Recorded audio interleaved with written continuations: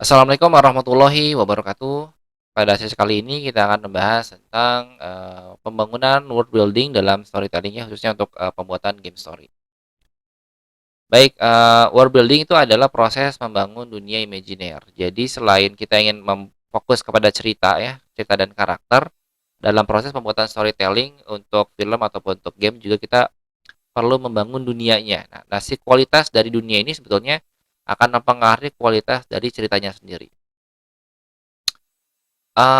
Ada 7 komponen dasar untuk membangun, dunia dalam game dan ini tidak harus semuanya detail ya, tapi, memang disarankan semuanya detail sih kalau kalau bisa gitu. Tapi kalau nggak bisa, cukup beberapa di setiap komponen ini cukup, ada sedikit kayaknya udah lumayan.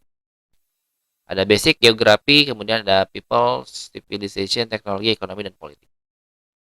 Nah, untuk yang basic itu biasanya standarnya adalah, kita punya nama dunia. Nama dunianya apa nih? Kalau misalkan di Genshin Impact ada Teyvat ya, Teyvat, terus, dunia yang lain lah macam-macam ini, boleh, dikasih nama dan deskripsikan dunianya dalam satu paragraf. Nah, ini biasanya sudah tergambar dunianya seperti apa, supaya nanti ketahuan pada saat masuk ke visualisasi, udah kebayang kira-kira apa yang harus digambar di dunia itu.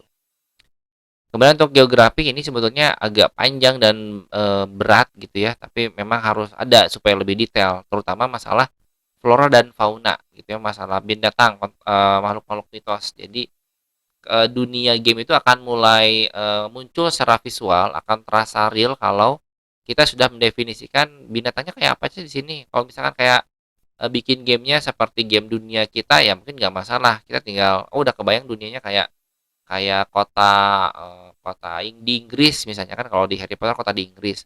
Tapi kalau misalkan Hobbit kan nggak bisa, Hobbit kan ada makhluk mitos, jadi pastikan di dalam detailnya itu ada makhluk mitos, ada kuda terbang, ada naga, ada segala macam. Itu yang harus dijelasin di dalam geografinya supaya, kebayang, nanti visualnya seperti apa, termasuk bentuk kota dan desa-desa gitu ya. Kalau di Hobbit kan ada apa tuh, ada kota di dalam, apa, desa di dalam bukit gitu kan. Nah, terus masalah people ini juga berat juga ngedesainnya ya. Karena kita kan sebetulnya kalau kita pengen bikin game atau film kita hanya fokus kepada satu karakter, tapi ternyata nggak bisa begitu aja. Kita harus memikirkan juga ras dan spesies yang tinggal itu siapa aja sih dan status sosial si penduduknya seperti apa. Ini jadi kebayang tuh ada yang tinggal di desa, ada yang tinggal di kota, ada yang punya pedang biasa, ada yang pedangnya pedang sihir. Nah, itu akan sangat mempengaruhi proses storytelling. Makanya bagian masalah orang-orangnya juga harus bisa, dijelaskan dengan baik gitu ya. Kalau misalkan nggak mampu detail nggak apa-apa, yang penting ada gambaran sekilas tentang orang-orang yang tinggal di dunia itu. Civilization ini yang paling berat lagi karena, kalau kemarin, di dalam sesi sebelumnya kita ada menceritakan masa lalu dari karakter utama ya, masa lalu itu masih relevan karena kita hanya ngomongin satu karakter dan kita berpikir ini masa lalu karakter seperti apa. Nah, kalau ini lebih parah lagi karena masa lalu dari dunianya. Walaupun itu kan tidak ada hubungan langsung dengan cerita sebetulnya, itu tidak ada hubungan langsung dengan, karakter utama. Tapi kalau kita sebagai pembuat cerita bisa membuat, eee, civilization, history gitu ya, dunianya secara utuh, maka dunia ini bisa kita pakai untuk cerita yang lain. Ini contohnya adalah Star Wars.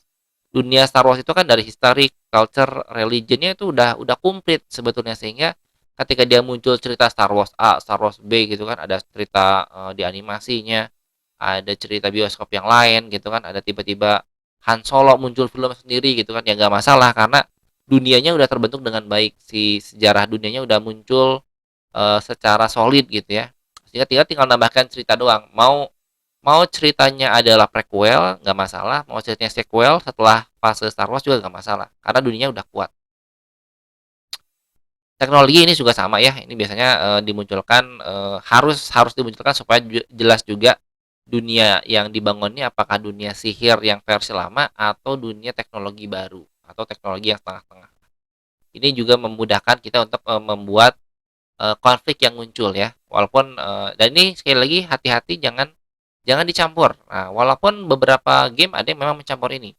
Ini memang dunia yang, teknologi tapi juga ada sihirnya, itu nggak masalah kalau memang udah siap menggabungkan itu. Tapi kalau yang baru mulai, saran saya, ya teknologi mah teknologi aja, sihir mah sihir aja gitu, dipisahin.